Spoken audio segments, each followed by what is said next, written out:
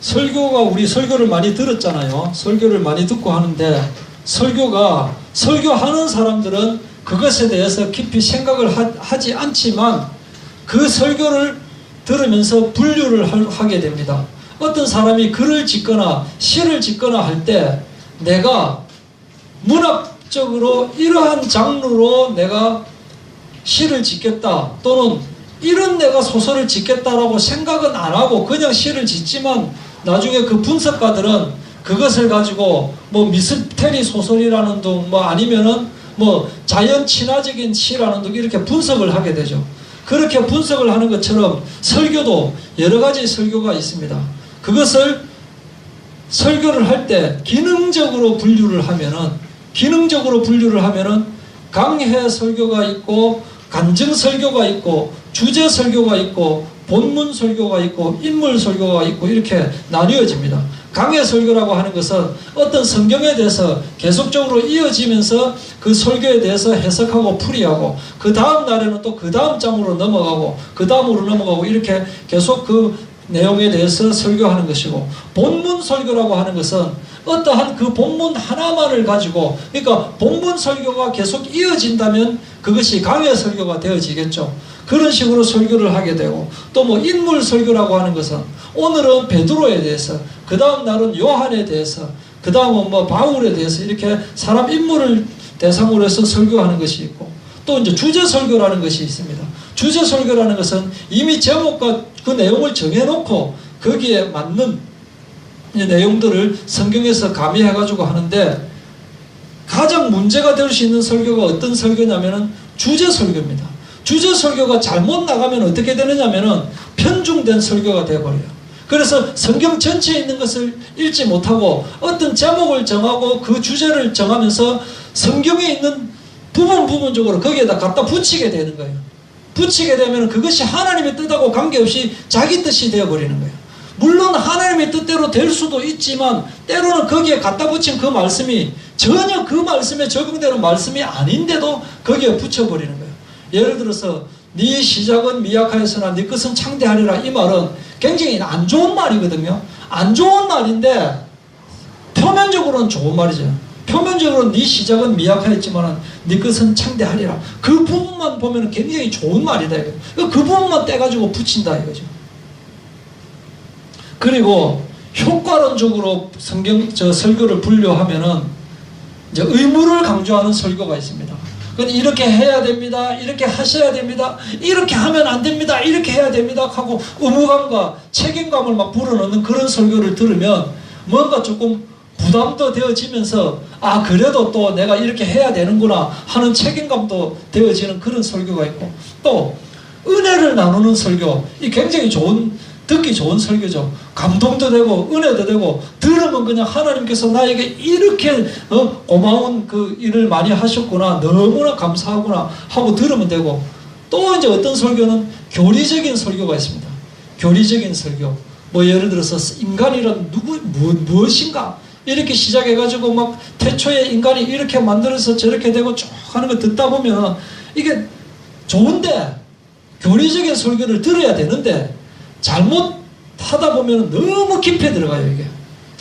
그러니까 설교하시는 분이 영적으로 너무 교리적으로 많이 알면 깊이 들어가는데, 이게 지하 2층, 3층, 10층, 20층까지 내려가면 나중에 그런 분이 있어요. 그런 분은 나오지를 못해요. 지하에서 표면으로 나와가지고 우리 실생활과 적용이 돼야 되는데 너무 깊이 들어가가지고 본인도 나오지 못하니까 듣는 사람도 나오지를 못하는 거예요. 너무 깊이 들어가가지고 막 구약 갔다가 신약 갔다가 이사야 갔다가 예를 든다고 어떤 설교를 이야기해놓고 어떤 예를 든다고 어떤 성경 한 장면을 예를 들어놓고 그 성경 그 장면을 또 풀이해가 들어가는 거예요. 또 풀이해가 들어가면서 그 풀이하는 그 과정에 또 다른 설교를 또 예를 들어가지고 이야기를 하고 이러니까 풀이하는 그 성경을 또 풀이하고 또 풀이하고 또 풀이하고 하니까 나중에는 제일 처음에 이야기하려고 했던 본문은 저 위에 있고, 그런데 그 본문이 오늘 해결이 안 되고 다음날까지 풀이하는 그것을 설명하다가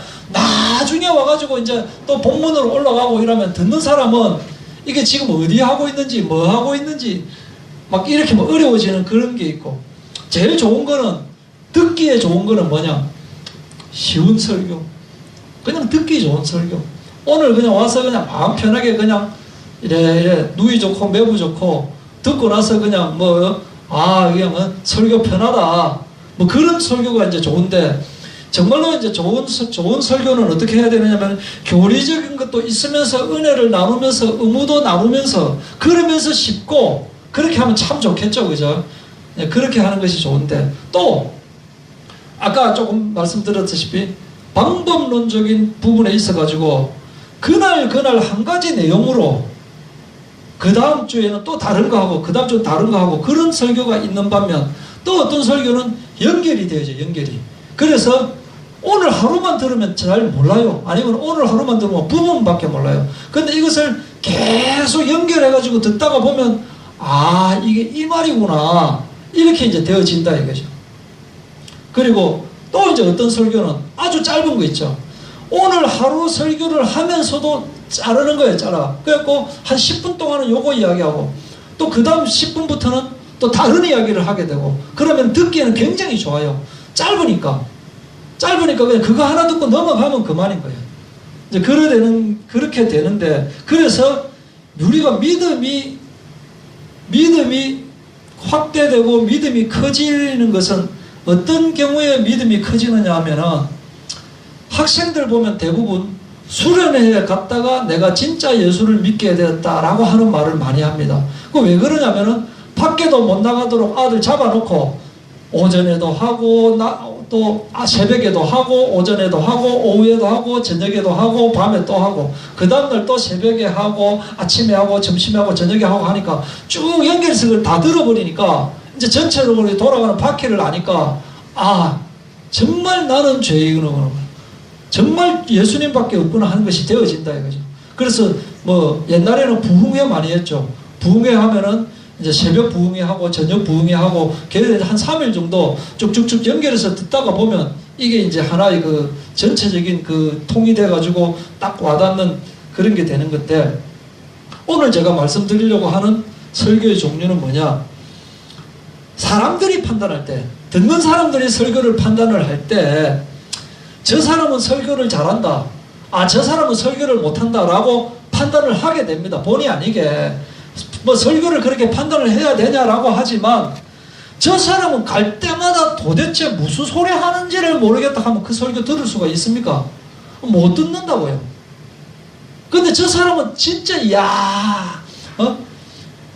입에 컴퓨터 달아놨다, 진짜 나오는 내용마다 그냥 막 가슴에 쭉쭉쭉쭉 와닿는 게, 그냥 내가 꼭 마치 엄마 제비가 먹이 물고 오면 새끼 제비들이 그 먹이 먹으려고 전부 목쭉 멜로 툭툭툭 하듯이, 그러면 설교는 내가 그런 기분이 들 정도로 그냥 쭉쭉 빨리 들어온다. 그냥 쭉쭉 그냥 빨대로 그냥 툭툭 빠르면 그냥 귀에 속속 들어온다. 그런 설교는 이제 잘하는 설교다라고 말을 하죠, 주로. 그죠?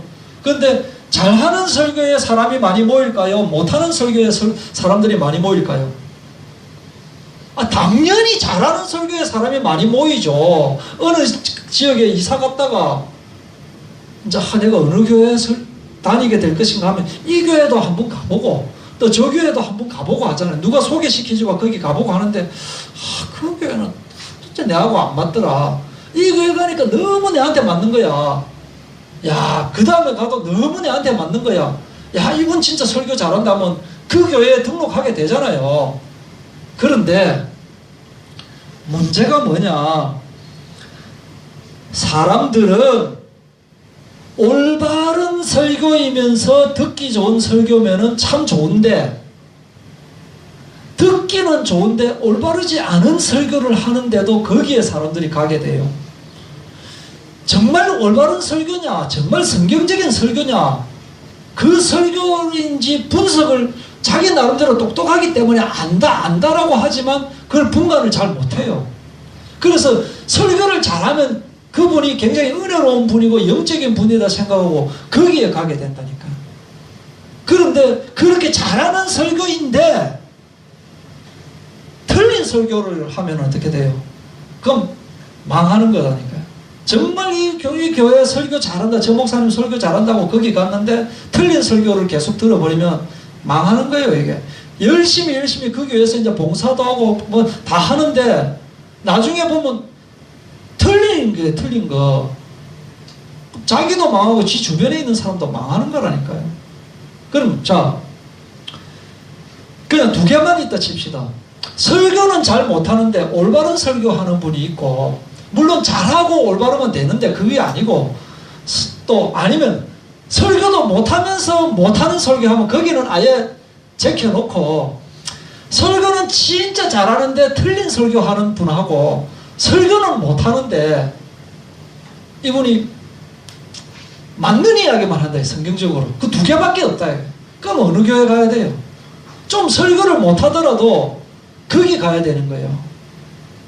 이제 이런 이야기를 예를 들어서 내가 주변 그 젊은이들한테 예쁜데 진짜 이 여자 성격 더럽다, 빠이다, 안 된다. 완전 돈밖에 모르고 지밖에 모르고 낭비벽이 심하고 이런데 진짜 예쁘다. 하나는 진짜 성격도 좋고 순종적이고 지혜롭고 잘하는데 좀 못생겼다.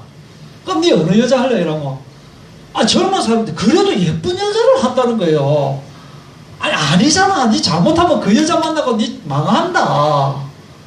사람이 괜찮아야 될 거 아이가 해도 사람 잘못된 거는 고치면 되지만 얼굴 못생긴 거는 수술해도 안 되는 애는 안 돼요 라고 하는데, 걔가 그래갖고 코피 터지 마야 예쁜 여자보다는 지혜롭고 착하고 이렇게 할 수 있는 여자가 훨씬 좋구나 라는 것을 이제 깨닫게 되는 거예요. 그래서 같은 설교라도 설교하는 사람은 물론 설교를 잘하면 좋겠지만은 올바른 설교를 해야 되고, 우리가 설교 들을 때도 같은 설교라도 맞는 설교인지를 우리가 좀 봐야 돼요. 맨날 듣기 좋은 꽃노래만 하면, 예를 들어서 그 홈쇼핑에 보니까 이 청소기를 사면 다른 쓸데없는 제품도 같이 덤으로 준다는 거예요. 청소기를 사려고 청소기 그 홈쇼핑 그거를 광고를 보는데 딱 20분, 자 지금부터 딱 20분 안에 신청을 하시면 1+1 찬스로 드리겠습니다 하면서, 또 어떨 때는 자 지금 선착순 50분에 한해서 그릇 세트 드리겠습니다. 또 아니면 뭐 라면 세트, 라면 뭐 2박스씩 드리겠습니다. 청소기 사는데 라면은 필요 없는 거예요. 그런데 설교를 하면서 또 전도를 하면서 이런 식으로 말하는 사람이 있다 이거예요. 예수를 믿으면 부자가 될 수 있다. 예수 믿으면 병 안 걸린다. 예수 믿으면 건강보험 같은 거 안 들어도 된다. 이렇게 전한다 이거예요. 좋은 것만 전한다니까, 좋은 것만. 성경에 그렇게 안 돼 있는데 마치 예수를 믿기만 하면 새 집이 하나 굴러 들어오고 새 자동차가 하나 딸려 들어오는 것처럼 이렇게 싸구려 메시지를 전하고 있는데, 그렇게 전하면 사람들이 많이 모여요. 왜냐면 좋은 이야기 하니까. 저분 기도 받으면은 만사가 형통된다 하니까 거기 다 몰려간다니까 그냥. 근데 예수님이 설교하실 때 절대 그렇게 설교 안 했습니다. 회개하라. 천국이 가까웠느니라. 회개를 강조했습니다. 선포했습니다. 선포. 베드로가 설교할 때 선포했지. 예수 믿으면 너가 있잖아. 네 집 없나? 예수 믿어봐. 집 금방 생겨. 네 어디 아픈데? 뭐 허리 아프고. 예수 믿어봐. 그냥 바로 나서 그거는 장난이야, 장난. 저 사람은 앉아가지고, 누워가지고 일어나지도 못했는데 예수 믿고 나서 지금 축구하고 그런다. 지금 등산하고 그런다.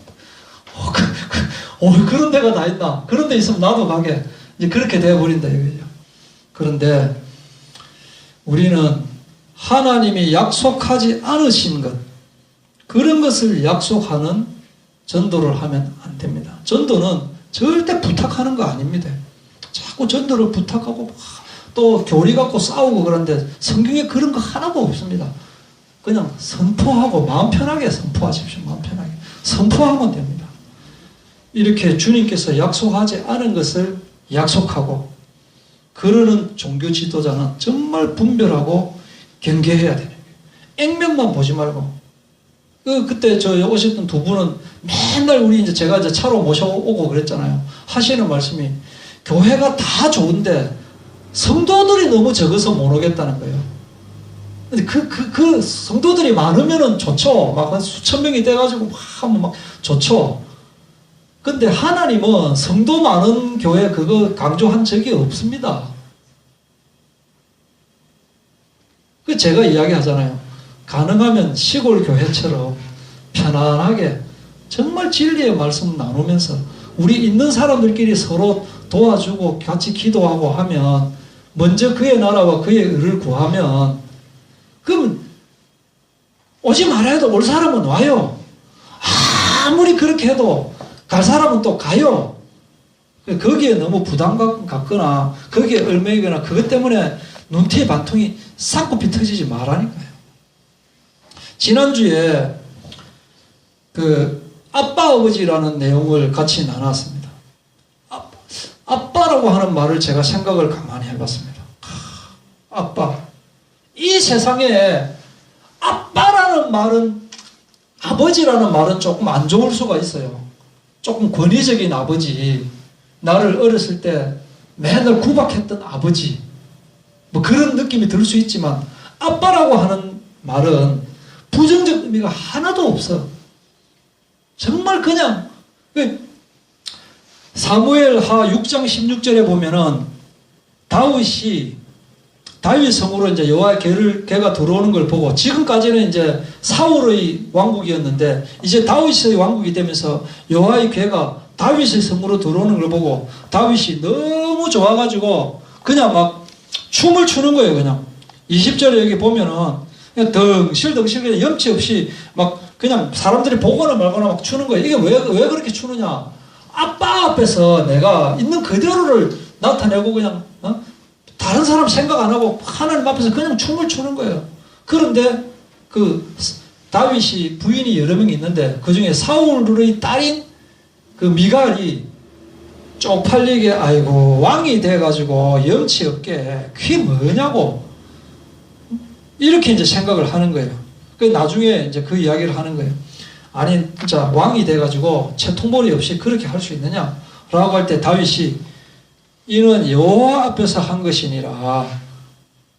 그가 네 아버지와 그의 사울을 이야기하는 거예요. 네 아버지와 그의 온 집을 버리시고 이제 나를 택하셨다. 나를 여호와 백성 이스라엘의 주권자로 삼으셨으니 내가 누구 앞에서? 여호와 앞에서 뛰어논다 이거죠. 아빠 앞에서 내가 뛰어노는데 뭐가 어때서 그러느냐? 미갈은 나중에 자식이 없었던 거예요. 이렇게 우리는 하나님 앞에서 오늘 또 교회 가야 되나? 뭐 그래 일주일 빨리 오나? 진짜 막 이렇게 생각하는 게 아니고 하나님 앞에서 팬미팅 하는 거 보셨습니까? 막 울더라고 그냥 보고 싶어가 저는 조금 옛날 거 봤는데 안재욱이 나오는 거 그거 하나 봤는데 안재욱이한테 주려고 자기 월급 털어가지고 뭐 선물 만들고 편지 막 몇십 장 편지 써가지고 안재욱이가 읽기나 읽는지는 모르겠는데 그거를 막 연결해가 중간에 꽃 리본 해가지고 막 그래 안재욱이가 딱 나타나니까 하고 울면서 막 펄쩍펄쩍 뛰는 거예요 그냥. 또 안재욱이 좋아하는 사람들이 같이 모여가 몇천 명이 모여가지고 막 기다리는 그 시간이 몇 시에 시작했는지 모르겠는데 새벽 4시 또는 그 전날 저녁부터 기다리고 있는 거예요. 앞자리에 앉으려고.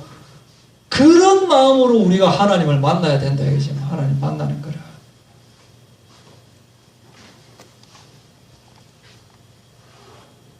자, 고린도후서 13장 5절입니다. 너희는 믿음 안에 있는가 너희 자신을 시험하고 너희 자신을 확증하라. 예수 그리스도께서 너희 안에 계신 줄을 너희가 스스로 알지 못하느냐? 그렇지 않으면 너희는 버림받은 자니라. 이렇게 말씀을 하고 있습니다. 내가 과연 믿음 안에 있는가? 믿음 밖에 있는가? 그것을 자기 자신을 스스로 한번 봐라 이거예요. 시험을 하고 확정을 해보라 이거예요. 그래서 예수님께서 네 안에 계신 줄을 네가 모르면 그거는 버림받은 자다. 이렇게 말씀을 하고 있습니다. 버림받은 자다. 믿음 안에 있다는 게 뭡니까? 믿는다는 게 뭡니까? 믿는다고 하는 것은 당연한 것을 믿는 것은 믿는 게 아닙니다. 이거 스피커다라고 믿습니까? 당연한데 이거 컵이다. 그거 믿는 거 아니에요. 내가 이거 선풍기로 믿는다. 그거 믿는 거 아니라니까요. 당연하니까. 믿는다고 하는 것은 믿기 힘든 거를 믿는 게 믿는 거예요. 믿을 수가 없는 것을 믿는 것이 믿는 거라니까요. 그냥 보이는 거 믿는 거는 그냥 보는 거예요. 도저히 믿어지지 않는 것을 믿는 것이 믿음이라니까요. 상식적으로 아닌데 이상하게 또 그래서 자기가 믿는 게 아니에요. 안 믿어져요. 안 믿어지는데 이상하게 듣다 보면 믿어지는 거예요. 이게 옛날에는 내가 영 이거 아닌데 지금 왜 믿어지지? 주님께서 믿음을 주셔가 내가 믿어지는 거라니까요. 그 사이에 뭐가 있느냐? 그 사이에 믿기 전과 믿고 난 그 사이에 중간에 뭐가 끼어 있느냐라고 하면은 회개가 들어있는 거예요. 회개. 다른 것은 전부 다 주님께서 해주시는데 딱 한 가지 뭐냐? 하라고 한 것이 있어요. 하라고 한 것이 뭐냐? 회개라니까요. 회개가 뭐냐? 내 스스로는 안 되는구나 라고 하는 것이 깨달아지는 거예요. 주님밖에 없구나 라고 하는 것이 깨달아지는 것이 그게 회개라니까요. 우리는 우리 마음, 우리가 생각하는 것, 또 우리가 하는 말들, 또 우리 생활에 대해서 진단을 해야 돼요. 그날 진단이 되어져야 돼요. 진단하지 않으면은 그건 좋은 신앙이 아닌 거예요. 죽은 신앙이 돼요. 진단을 해야 된다. 예를 들어서 우리가 몸이 좀 안 좋다. 오늘도 어제도 몸이 안 좋았는데 오늘도 또 안 좋다. 영 안 좋다 하면은 어떻게 해야 됩니까? 기도하고 하는데 당연히 기도하고 하는데 뭐가 영 안 좋으면 어떻게 해야 돼요? 진단을 한번 받아봐야 되잖아요. 그게 엄청나게 큰 병일 수도 있잖아요. 아니면 좋은데 큰 병일 수도 있기 때문에 그냥 낫겠지 하고 그냥 있는 것보다는 진단을 받아봐야 된다 이거죠. 근데 어떤 검사를 받았는데 큰 병이라고 하는 거예요. 너무 큰 병이라고 하는 거예요. 그러면 큰 병이라는 말을 듣고는 어떻게 해야 됩니까? 치료해야 되잖아요. 큰 병이라고 하는데도 지금 당장에는 불편한 것이 없다고 가만히 있습니까? 가만히 있으면 안 된다니까요. 현재 내가 몸에 크게 생활하는데 지장이 없다고 해서 큰 병이라고 진단이 났는데도 가만히 있느냐 이거예요. 빨리 고쳐야 되잖아요. 치료를 받아야 되잖아요. 영적인 것도 마찬가지예요. 영적으로 나 자신을 진단을 한번 해보는데 내 영이 하나님의 영에 사로잡힌 것보다는 악한 영에게 사로잡혀 있다는 것이 내가 발견이 되면은 가만히 있어도 되느냐 이거예요. 지금 아무렇지도 않다고 해서 괜찮느냐 이거예요. 예배하지 않아도 기도하지 않아도 큰 문제 없다. 그럼 그게 영적으로 무슨 문제가 온 건데 가만히 있어도 되느냐 이거예요. 바꿔야 되는 거예요. 내 삶을 바꿔야 된다니까요. 근데 소극적인 방법은 뭐냐? 기도하고 또 말씀 듣고 이렇게 노력을 합니다. 소극적인 방법으로. 그런데 내 삶의 방법을 바꾸지도 않고 그냥 기도하고 말씀 듣고 찬양하고 한다고 해서 효과가 있어지느냐 이거예요. 그냥 말씀 듣고 기도하면 되느냐 이거예요. 말씀 듣고 기도해서 될 수도 있지만 더 중요한 것은 내가 살아가는 방법을 고쳐야 살 수가 있는 거예요. 우리의 삶이 성령이 지배하지 않고 있다는 것은 보이지 않는 악한 영이 나를 지배하고 있는 거예요. 악한 영이 나를 지배하고 있다는 것은 하나님 나라를 받을 수 없을 수도 있다라고 하는 것을 심각하게 생각해 봐야 된다 이거예요. 몸이 아프면 병원 가서 처방전 받듯이 우리의 영적인 생활에 있어서도 영적인 진단이 반드시 있어야 되고 그 진단에 따른 영적인 처방을 반드시 받아야 된다 이거예요. 여기 보면은 하나님이 요나에게 니느웨로 가라고 했어요. 니느웨가 악독이 막 많으니까 네가 가서 얘들한테 말씀을 좀 전하라라고 했는데 요나가 여호와의 얼굴을 피하려고 다시스로 도망간 거예요. 아니 좀 쉬고 싶은 거라. 요나가 좀 편하고 싶은 거라. 그래서 니느웨로 안 가고 다시스로 가는 배를 타버렸어요. 그런데 그 배가 풍랑을 만난 거예요. 거의 배가 막 깨지게 된 거예요. 큰 폭풍이 일어나 배가 거의 깨지게 된지라. 절단난 거예요. 그 배가 절단났는데 사공들이 두려워가지고 각각 자기의 신, 지가 믿는 신들을 막 부르는 거예요. 삼신할머니 믿는 사람은 삼신할머니 부르고, 산신령 믿는 사람은 삼신령 부르고, 도깨비 믿는 사람은 도깨비 부르고 이렇게 하는데 정작 누구 때문에 이 배가 풍랑을 만난 겁니까? 요나 때문에. 요나 때문에 풍랑을 만났는데 요나는 배 밑층에 내려가서 누워서 깊이 잠들어 있는 거예요. 개념이 전혀 없는 거예요. 영적으로 완전히 무감각한 거예요. 지금 일이 일어났는데도 모르고 있다니까요. 이렇게 영적으로 무감각하면 풍랑이 와도 모른다니까요. 이 배가 가라앉으면 자기뿐만 아니라 자기 때문에 다른 사람들까지 지금 다 죽게 생겼는데도 모르는 거예요. 그냥 하나님 낯을 피하는 것만 가지고 너무 편하다. 하나님 낯을 피하려고 한다니까요. 그러다가 이제 선장이 딱 보니까 지금 이렇게 지금 엉망진창이 되어 있는데 자고 있는 거예요. 아니 자는 게 어찌 된 거냐? 네 하나님 믿지? 니도 하나님께 좀 구해라. 지금 우리 배가 지금 파손돼가지고 다 죽을 지경이다라고 하니까 이제 깜짝 놀라는 거예요. 이제 요나가 깜짝 놀란 거예요. 그들이 서로 이르되 자 우리가 제비를 한번 뽑아보자. 이 재앙이 분명히 이런 배가 부서지고 이렇게 풍랑이 일어날 그럴 지경이 아닌데 왜 지금 이 지역에서 지금 이 시간에 풍랑이 일어난 거냐. 그 뭔가 이유가 있는 것 같다. 그래서 한번 우리가 제비를 뽑자고 해서 딱 뽑았는데 뭐 사다리를 탔는지 뭐 종이 나누게 했는지 어떻게 했는지 모르겠는데 요나가 딱 뽑힌 거예요. 요나가 정신이 번쩍 드는 거예요. 그래도 요나가 하나님의 선지자니까 정신이 번쩍 드는 거예요. 그래서 여기 12절에 보면은 그가 대답하되 나를 들어 바다에 던지라. 그리하면 바다가 너희를 위하여 잔잔하리라. 요나가 정신 차린 거예요. 요나가 바다에 던지라라고 하는 것은 죽을 것을 각오하게 된 거예요. 깊이 회개하게 된 거예요. 영적인 무감각이라고 하는 것은 뭐냐면은 아예 감각 자체가 없는 거, 잘못됐다 잘됐다라는 것 자체를 모르는 거고, 영적인 무기력이라고 하는 것은 영적으로 어떻게 할 힘이 없는 거예요. 알기는 알지만 도대체 방법을 모르고 있는 거라니까. 그래서 그냥 사탄에게 계속 주어 터지는 것, 죄에게 사로잡혀 있는 상태로 그대로 있는 것을 영적인 무기력이라고 하는데 요나는 이제 정신 차렸어요. 그래서 회개한 거예요. 그런데 문제는 사람들은 끝까지 인간의 힘을 계속 사용하려고 한다니까요. 그래서 배를 육지로 돌리려고 인간의 힘을 계속 쓰는 거예요. 그러다가 도저히 안 되구나라는 것을 깨닫게 되죠. 이제 사람들도 정신을 차리게 되는 거예요.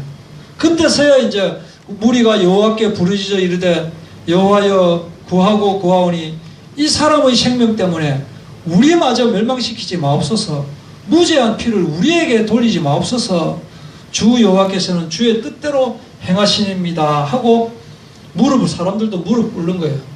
그래서 어쩔 수 없이 요나 자신도 바다에 던지라고 요구하고 있고 해서 어쩔 수 없이 요나를 바다에 던지니까 어떻게 됐다? 배가 잔잔해지는 거예요. 그 이야기예요. 사람들은 문제가 생기면은 그것을 자꾸 정치적으로 해결하려고 하고, 경제적으로 어떻게 해결하려고 하고, 정치적으로 해결한다는 게 뭐야? 좀 어느 정도 거리 있는 사람한테 부탁하고, 높은 사람한테 뭐 이렇게 해가지고, 네? 우리 애 좀 여차저차한데 좀 이래갖고 좀 뽑아주소. 뭐 이런 거. 아, 우리 지금 우리 애 감옥에 갇히게 생겼는데 좀 잘 아는 검사 판사 알면 좀 이야기해가지고 좀 빼주소. 뭐 이런 거야. 그러다가 얼마요? 200이면 됩니까? 2,000요? 아, 좀 너무 많은 거 아닙니까? 좀 깎아주소. 1,000,000원까지 드릴 수 있습니다. 그런 소리 하죠. 내 진짜 내 딸딸 모은 건데 1,000,000원 드릴게.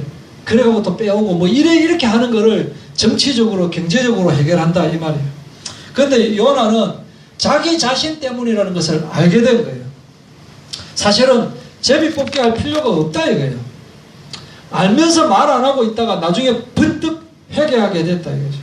그래서 죽음을 각오하게 된 거예요. 그 사람한테 실토한 거예요. 사람한테 실토하는 순간 자기가 죽을 수도 있는 거예요. 니 때문이가? 그럼 너 빠져라고 할 수 있는데 그것을 바다에 빠져라고 하더라도 할 말이 없는 상태가 된 거다. 아, 이거 장난 아니구나라고 하면서 여기까지 교훈 뭐냐? 우리는 날마다 내가 믿음 안에 있는가 시험을 하라. 그리고 확증을 하라. 고린도후서 15장 13장 5절. 믿음 안에 있는가 시험하고 확증해라. 내가 과연 그리스도와 함께 하고 있는가? 내가 과연 죄와 함께 하고 있는가? 죄를 인식할 수 있어야 돼요. 아, 하나님이 다 용서하셨잖아. 맞습니다. 용서를 하셨는데 그렇다고 죄를 용서하셨기 때문에 죄를 지어도 되는 겁니까? 그렇게 생각하면 그거는 도덕률 폐기론자가 되는 거예요. 모든 도덕률 폐기론자는 구원받을 수가 없습니다. 도덕률 폐기론자가 뭐냐? 구원받았기 때문에 내 마음대로 살아도 하나님께서 나의 구원을 보장한다라고 하는 그 옛날부터 전해오는 이단입니다.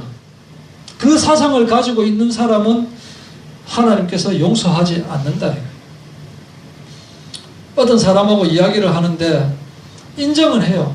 이야기를 딱 듣고 보니까 아, 그래, 내 죄인 맞네. 근데 죄인 맞는데 죄인이라고 하고 가만히 있는 거예요. 그러면 안 된다. 아예 무감각한 거는 아닌데 무기력한 거다. 죄인 맞네. 내 죄인 맞네. 그것을 끝나버린다. 끝나면 안 된다. 죄를 알고 있다라는 것은 뭐냐? 그 결과가 얼마나 무서운가를 알고 있는 것이 죄를 알고 있는 거예요. 내가 죄인이다라고 하는 것을 인정하는 것은 그 결과가 얼마나 심각하고 얼마나 비참한 영벌에 들어가는가 그것까지 아는 것이 진짜 아는 거다니까요. 그냥 피상적으로 아, 나는 죄인입니다. 그거는 아니라니까요. 모르는 거라니까요. 아, 그래, 알겠습니다. 네, 회개했습니다. 회개했습니다. 그건 회개 안 한 겁니다. 영화 밀양 있죠, 영화 밀양. 영화 밀양에 보면은 진짜 이 여자 주인공이 사랑하는 아들이 있었어요. 진짜 사랑하는 아들이 있었는데 이 사랑하는 아들이 어느 날 어떤 남자한테 뭐 유괴당했는지 이래갖고 죽어버렸어요. 죽어가지고 이 여자 주인공이 자기 자식이 죽은 것에 대해서 너무 충격을 받아가지고 거의 막 반 미친 것처럼 막 살아가다가 어느 날 누가 전도해가지고 교회 나가게 된 거예요. 교회 나가고 기도하고 하면서 어느 정도 이제 정상으로 돌아왔어요.